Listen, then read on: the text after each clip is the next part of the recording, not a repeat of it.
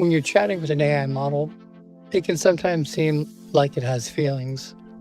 It might say sorry when it makes a mistake, or express satisfaction with a job well done. Why does it do that? Is it just mimicking what it thinks a human might say? Or is something deeper going on? Turns out, it's hard to understand what's happening inside a large language model. We do something like AI neuroscience to try to figure this out. We look inside the model's brain, the giant neural network that powers it, and by seeing which neurons light up in different situations and how they are connected, we can start to understand how models think.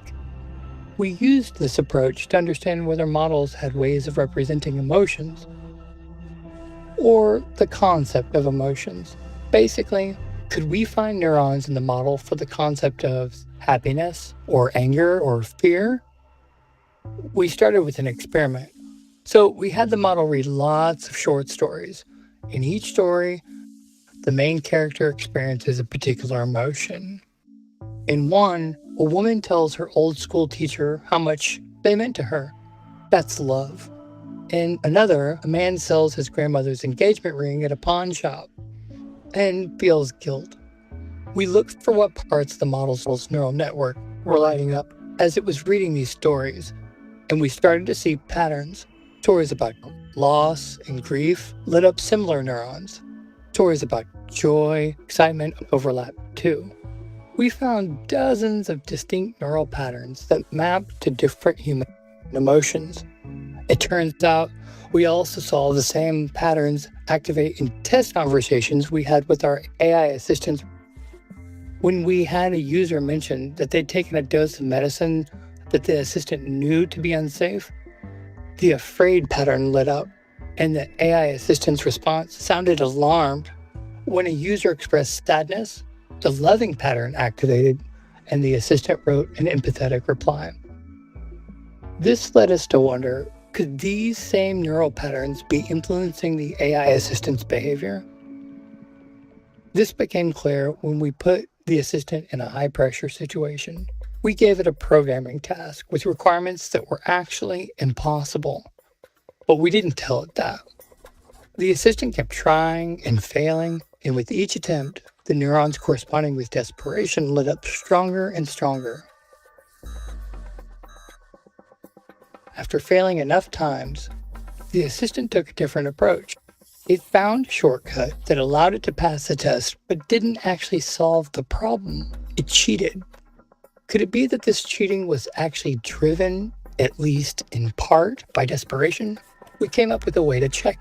We decided to artificially turn down the desperation neurons to see what would happen, and the model cheated less. And when we dialed up the activity of desperation neurons, or dialed down the activity of calm neurons, the model cheated even more. This showed us that the activation of these patterns could actually drive its behavior. So, how should we think about these findings? What does this actually mean?